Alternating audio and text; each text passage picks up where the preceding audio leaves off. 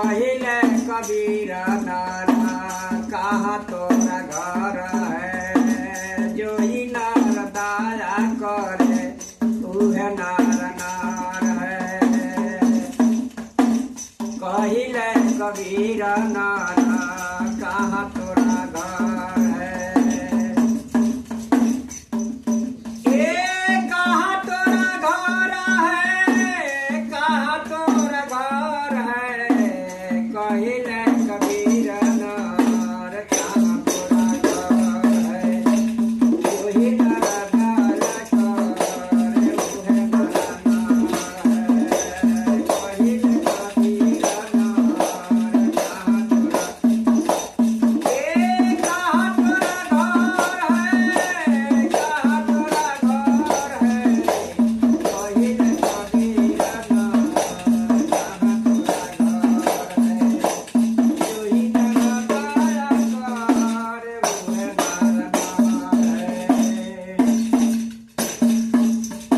सदगुरु कबीर साहब साथी के आप शब्दों के द्वारा बताओ तनी जे दया के पात्र होई वे न रह, जेकरी लगे दया ना होई ओकरी लगे धर्म ना होई, ताके सहायता होई।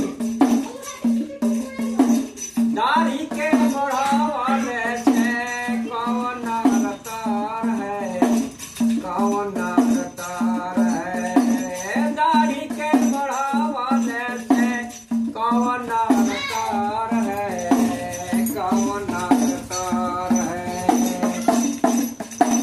भेड़वा काहे ना तोरे भोर देहि बार है, जो ही नर दाया करे उहे नर नार है।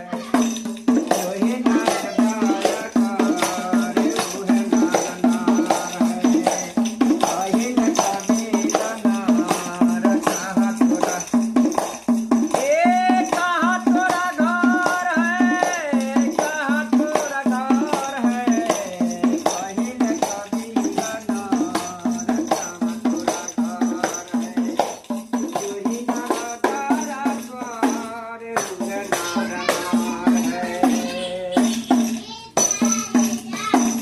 कंठी के बनावले से कौन नरतर है, कौन नरतर है।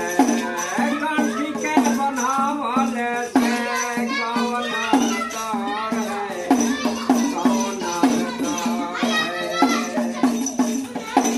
पायल काहे ना तरले कोन्हवे बहर है, जो ही नर दाया करे उहे नर नार है। जो ही नर दाया करे उहे नर नार है। जो ही नर दाया करे उहे नर उहे नर नार है, उहे नर नार है। कहिले कबीर नार कहाँ तोरा घर है, कहिले कबीर नार कहाँ तोरा घर है।